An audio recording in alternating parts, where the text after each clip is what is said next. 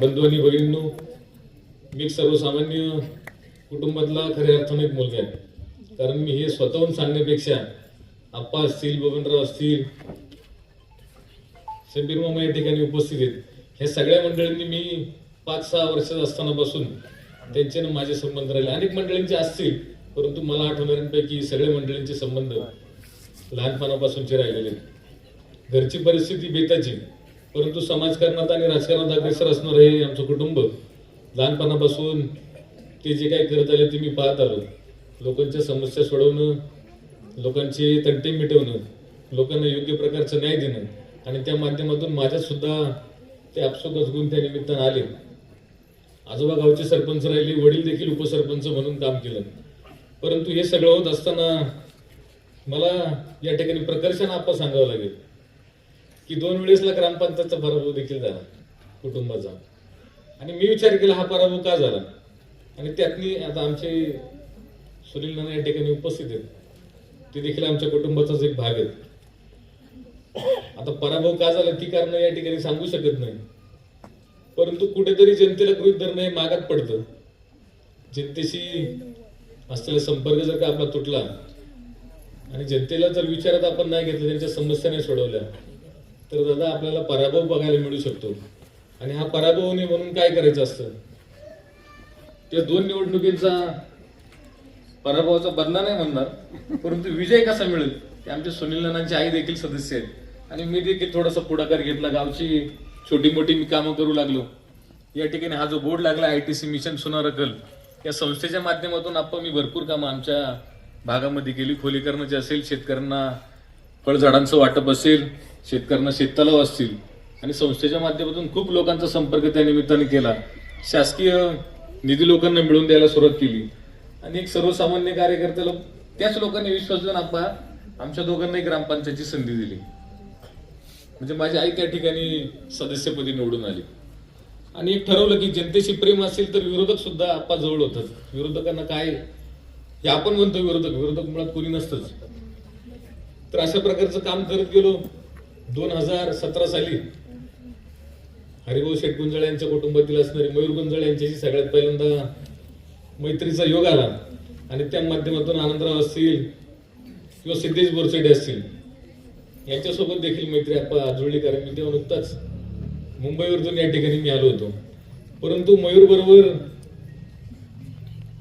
सहकार सोबत वेळ घालवताना आपल्या सगळ्यांशी कधी परिचय झाला आणि पिंटूचा मी या सगळ्यांचा कधी झालोय मलाच कळलं नाही. रोज या मंडळींमध्ये मी चहा पिण्याच्या निमित्ताने असेल, गप्पा मारण्याच्या निमित्ताने असेल, माझं नेहमीच येणं जाणं असायचं. परंतु त्यावेळेस देखील मी सर्वसामान्यच व्यक्तिमत्व होतो. कोणाच्या ध्यानीमनी नव्हतं की भविष्यात जाऊन हे व्यक्तिमत्व जिल्हा परिषद सदस्य बनेल. परंतु मग कार्तिक भाऊच्या माध्यमातून आपण तुमच्या घरी आलो द्राक्ष खायच्या निमित्ताने. कुठं साखर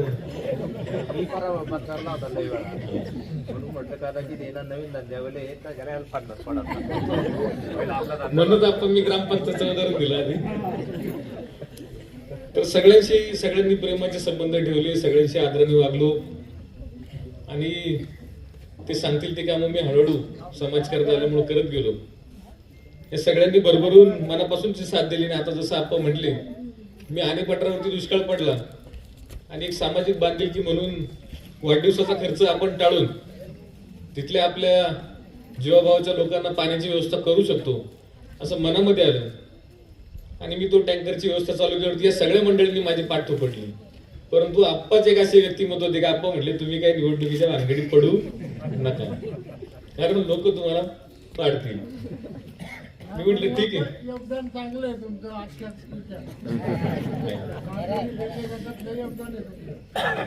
परंतु तेव्हाही काही मनामध्ये असा भाव नव्हता की पुढे जाऊन आपणच निवडणूक लढवली पाहिजे. मी या उपस्थित सगळ्यांमध्ये एकच सांगू इच्छितो की मी असा एकमेव आप्पा कार्यकर्ता होतो की आरक्षण कोणाचं येऊ द्या, आपण स्वतः नाहीतर दुसऱ्याला संधी देऊ. SC STचं आरक्षण आलं तरी दलित कुटुंबाचं असेल किंवा आदिवासी कुटुंबाचं असेल, याच्या पलीकडे वेगळं काही आरक्षण आपल्याकडे नाही. त्या कुटुंबाचं सोनं करू, पण समाजकारणात ताकदीनं काम आपण त्या ठिकाणी करू. निवडणुकी उद्या मग आपण उतरू, मग अचानक लोकांना खर्च करू, पैशाने विकत घेऊ, हे मामा काही चालत नाही. म्हणून मी 2 वर्षापासून सलग काम करत होतो. कुठल्याही मंडळाला भेट दिल्यावरती तिथल्या समस्या जाणून घ्यायच्या. दादा आपल्या भागातली जे काही लोक कामं सांगतील, इथं रस्ता करून द्यायचा आहे, एकेका घरासाठी आपण रस्ता करून दिला. साकोरी त्या ठिकाणी 20 वर्षाचा प्रलंबित प्रश्न होता, एकच घरासाठीचा रस्ता होता, तो सुद्धा आपण करून दिला. पण तो रस्ता करून दिल्याच्या नंतर त्या माता भगिनीच्या डोळ्यात जे अश्रू होते ते पाहून इतकं मनाला भावलं की आयुष्यात याच्यापेक्षा मोठी देणगी आपल्या कोणतीच नसावी. कारण त्या रस्त्यामुळे त्यांना घरापर्यंत जायला 4 चाकी गाडी सुद्धा नेता येत नव्हती. पेशंट सुद्धा उद्या पेशंटची वेळ तर काय ऍम्ब्युलन्स कुठपर्यंत येणार आहे बघा. योगाने मेजरच्याच भगिनी त्या, म्हणजे माझ्या तर लक्षात सुद्धा राहिलं होतं. म्हणजे इतकं तळमळीने आपण त्या ठिकाणी काम हातामध्ये घेतलं, समाज म्हणेल ते काम आपण करत गेलो. आणि एक सर्वसामान्य व्यक्तिमत्व लोकांसाठी या निवडणुकीला सामोरे गेला. मी जर या निवडणुकीला पराभूत झालो असतो, मी जबाबदारीनं सांगतो, तर मी दुसऱ्याच दिवशी तुमच्या सगळ्यांमध्ये सामील झालो असतो. कारण ही प्रतिष्ठेची निवडणूकच नव्हती, ही इतरांनी प्रतिष्ठेची निवडणूक केली. पिंटू दादा आता लाज वाटायला लागली तर लोकांमध्ये कसं जायचं. परंतु ही जनसेवेसाठी असणारी निवडणूक आहे. मी तुमच्या सेवेसाठी ही निवडणूक लढवतोय. भविष्यात देखील आपल्या सेवेसाठीच मला काम करायचंय. तुमचे रस्ते असतील, पाणी असेल, भागातले प्रश्न असतील किंवा व्यक्तिगत सुद्धा काही प्रमाणात जे प्रश्न असतील जे सोडवता येऊ शकतात, त्या प्रश्नांमध्ये सहभाग घेऊन ते प्रश्न सोडवले गेले पाहिजेत. आणि यासाठी मी खऱ्या अर्थानं उभं होतो. म्हणून आमच्या दोघांच्या चेहऱ्यावरती कोणताही तणाव त्या ठिकाणी नव्हता की आमचं पडल्यावरती काय होईल, मग आबरू जाईल का काय, हा विषयच नव्हता. धडक द्यायची तर आपण जोरात द्यायची. समोर विरोधक कोण आहेत याचा देखील मी कधीच विचार केला नाही. कारण विरोधकांचं करायचंच काय आपल्याला, आपण आपली सरळ रेस घेऊन पुढे चाललेलो आहे. त्यांचं काय चाललंय मग त्यांच्यासारखं आपण करू हे कधीच मनात आलं नाही. सर्वसामान्य लोकांनाच केंद्रबिंदू मानून आपण त्या ठिकाणी काम करत राहिलो. आणि मला एक आवर्जून सांगावंसं वाटतं की आपलं हे गुंजाळवाडी गाव तसं राष्ट्रवादीला मानणार. आता आमचे बबन दादांनी सांगितलं का 66 मतांची आघाडी ती थोडी लाजली, त्यांना आकडा सांगूशी नाही वाटला. कारण हे गुंजाळवाडी गाव हे खऱ्या अर्थानं माझं गाव आहे. आणि ह्या गावातून 66 मतांची आघाडी मिळणं तसं पाहिलं तर आपण हे सुदैव पण आहे, दुर्दैव देखील आहे. कारण ह्या गावातल्या लोकांनी भरपूर माझ्यावरती प्रेम केले.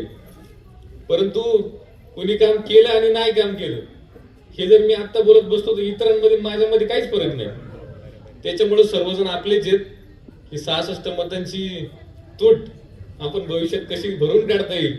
आणि ज्यांना कोणाला वाटलं असेल की उद्या पंकज निवडून आल्यावरती आपल्याला विचारणार नाही किंवा पंकजपेक्षा समोरचे उमेदवार बरे आहेत किंवा इतर काही कारणं असतील तर ती देखील दूर करण्याचा प्रयत्न आपण मनापासून करू. आपल्या सगळ्यांची सेवा मनापासून करू. या विजयरथामध्ये सगळ्यांनी हातभार लावलाय. आता तुमच्या कुटुंब म्हणजे हरिभाऊ शेठ यांचं कुटुंब ज्यांच्या नेतृत्वाखाली माझे आजोबा काम करत होते, त्यांनी कधी मला नाही वाटत धनुष्याचं बटन दाबलं असेल. त्या सगळ्यांनी आपण भरभरून असं त्या ठिकाणी शिवसेनेला मतदान केलं. आता खरं तर नामोल्लेख सगळ्यांचाच करायचंय, पण एकाचा करून जर दुसऱ्याचा राहिला तर ते सुद्धा चुकीचं होईल. त्याच्याबद्दल मी दिलगिरी व्यक्त करतो. सगळ्यांनीच भरभरून काम केले. कोणाचं मी या ठिकाणी द्वेष सुद्धा करणार नाही. कारण एका 2 वर्षात सर्वसामान्य कार्यकर्त्याला ही संधीचा बहुमान बरोबर नव्हते.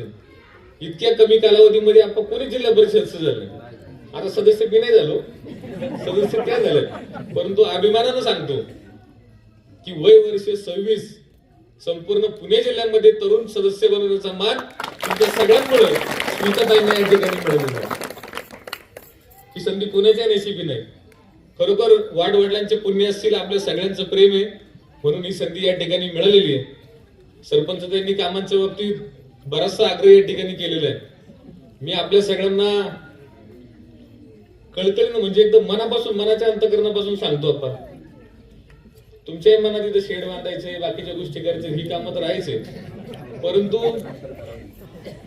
जबाबदारीनं सांगतो गुंजाळवाडीत रेकॉर्ड ब्रेक काम होणार आणि एक सुद्धा काम गुंजाळवाडीचं काम 5 वर्षात शिल्लक करणार नाही. कारण मी दिलेला शब्द पाळणारा माणूस आहे आणि दिलेल्या शब्दासाठी अहोरात्र पाळण्याची ताकद ही माझ्यामध्ये. कारण माझ्या पत्नीने देखील मला साथ दिलेली. मी गुंजळवाडीत 9 रस्ते आपण त्या ठिकाणी आणले. चांगल्या प्रकारची शाळा आपण त्या निमित्तानं मॉडेल स्कूलच्या माध्यमातून बांधू शकलो. मग हे रस्ते तयार करत असताना, म्हणजे रस्त्यांची कामं मंजूर करत असताना, आता आपण इतके मोठे कोणी नाही का तिथे गेल्यावरती आपलं कोण दरवाजा उघडेल? मग आपणच त्या कार्यालयात जायचं, शरददादांकडनं पत्र घ्यायची आणि शिंदे साहेबांच्या माध्यमातून त्यांच्याकडे असणारा खनिकर्म विभाग, मग त्याच्यातनं निधी मिळवायचा, त्यांची सही सहज मिळायची. आपण कधी अचानक गेलं का शिंदे साहेबांसारखा माणूस आपल्याला सही द्यायचा, परंतु खाली अधिकाऱ्यांसाठी आपल्याला ते टेबल फिरावं लागायचे. आम्ही इथून निघायचो आणि सलग 6-6 दिवस आम्ही मुंबईला आपण डिझेल टाकून फक्त साहेब आहेत का नाही एवढं विचारण्यासाठी गेलो. मग ह्या सगळ्या धामधमीत एक प्रेशर मनामध्ये राहायचा की ही हातात घेतलेली कामं आपल्याला पूर्ण करायची, गुंजळवाडीकरांचा विश्वास जिंकायचा आहे. एवढ्या कमी कालावधीत कोण विश्वास ठेवणार आहे?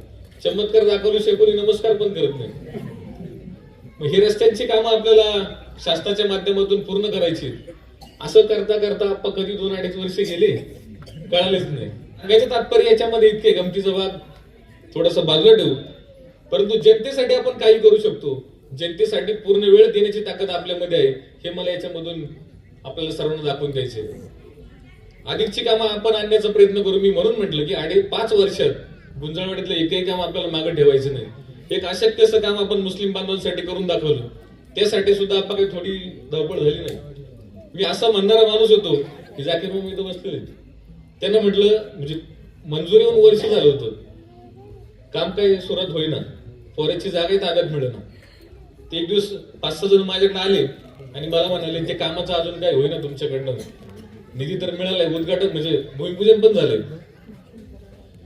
परंतु त्यांना मी म्हटलं जर येत्या 8 दिवसात जर त्याच्या म्हणजे त्या कामाची मी जर का मंजुरी आणली नाही जागेची, तर मी जिल्हा परिषद निवडणूकच लढवणार नाही. आणि 8 दिवसात त्याची मंजुरी मी तुम्हाला त्या ठिकाणी आणून दाखवली. तो काम सुद्धा आता त्या ठिकाणी सुरू आहे. बोलण्यासारखं खूप आहे, परंतु आपल्याला या ठिकाणी उशीर फार झालेला आहे.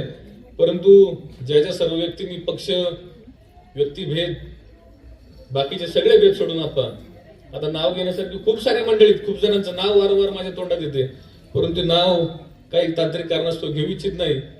माता भगिनींचा मी या ठिकाणी उल्लेख केला. या सगळ्यांनी सगळं विसरून शिवसेना पक्षासाठी आपण मला मतदान केलं, त्याबद्दल मी आपल्या सगळ्यांचे ऋण व्यक्त करतो. झालेला विजय आपल्या सर्वांच्या मी चरणी नतमस्तक होऊन स्वीकारतो, तो देखील विनम्रपणे स्वीकारतो. कोणत्याही भविष्यात उत्मात माझ्याकडनं होणार नाही. आपल्या सेवेसाठी मी सदैव तत्पर आहे. माझी धर्मपत्नी सुद्धा या कार्यामध्ये स्वतःला तिने झोकून दिलेलं आहे. भविष्यात आपल्या सगळ्यांच्या अपेक्षा पूर्ण करण्याचा आम्ही मनापासून या ठिकाणी प्रयत्न करू.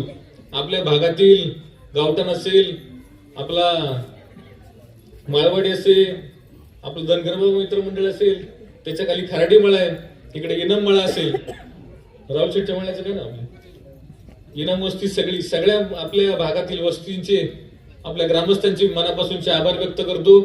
आणि भविष्यात जे काही शब्द आपल्या सगळ्यांना दिलेत ते सोडवण्याचा निश्चितपणाने 100% प्रयत्न आम्ही त्या माध्यमातून करणार आहोत. या कामासाठी, या निवडणुकीसाठी ज्यांनी खऱ्या अर्थानं मला पाठबळ दिलं त्या तालुक्याचे लोकप्रिय आमदार आदरणीय शरददादा सोनवणे, त्यांनी आम्ही कोणतीही तिकीट दादांकडे मागितली नाही, कोणतेही प्रस्ताव नेला नाही, कोणी समर्थक दादांकडे गेले नाही, परंतु त्यांना विश्वास होता की पंकज कनसे हा काम करणारा माणूस आहे, त्याच्या धर्मपत्नीला आपण तिकीट दिलं पाहिजे. मला वाटतं हे देखील राजकारणातलं एक दुर्मिळ उदाहरण आहे की कोणतेही तिकीट न मागता, कोणताही संघर्ष न करता त्या ठिकाणी दादांनी तिकीट दिलं, पक्षाने तिकीट दिलं आणि तिन्ही सदस्य आपले चांगल्या बहुमताने या ठिकाणी निवडून आले. खरं तर राजू शेठ आणि शांताराम भाऊ दाते हे पंचायत समितीच्या काही घडामोडी घडतात त्या निमित्तानं आपल्यात उपस्थित राहू शकले नाहीत. त्यांच्या वतीनं मी आपल्या सर्वांची दिलगिरी व्यक्त करतो आणि आम्हाला या ठिकाणी येण्यासाठी देखील उशीर झाला त्याबद्दल देखील मी आपल्या सर्वांची दिलगिरी व्यक्त करतो. आणि या दोन्ही विजयी उमेदवारांच्या वतीनं आपले सर्वांचे आभार व्यक्त करून या ठिकाणी पत्रकार बांधवांचे देखील मनापासून आभार व्यक्त करतो आणि आपल्या उपस्थितांचे पुन्हा एकदा हात जोडून मी आपले आभार व्यक्त करून थांबतो. धन्यवाद. जय हिंद, जय महाराष्ट्र, जय शिवराय.